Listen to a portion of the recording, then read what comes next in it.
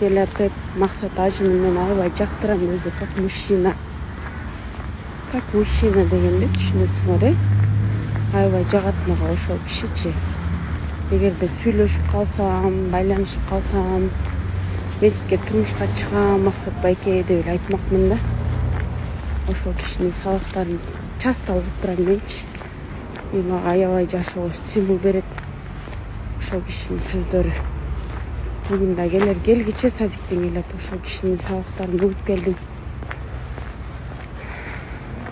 Эмне дейт элем?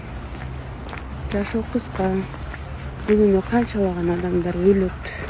Биз өлөбүз. Вечно жашоочудай элестетпегиле. Ошон үчүн каждый день жыргап жашагыла. Каждый день. Эгерде аял киши эркекти жактырам деп айтса, муну көпчүлүк адамдар уят, аял башы менен айтып атам деп туура эмес түшүнүшөт.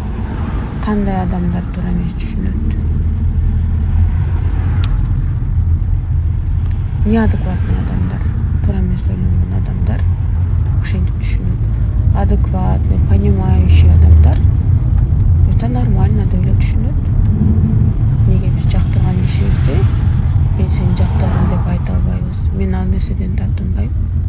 Мен бирөөнү жактырып калсам, мен ага прямо эле айта алам, мен сизди жактырып калдым деп эле. Бул мен үчүн уят нерсе эмес. Уят нерселер башка нерселер. Ошолорду кылгандан уялгыла. А эгерде мен бирөөнү жактырып калсам, мен анын айтканым бул преступление эмес, бул уят эмес. Это нормально.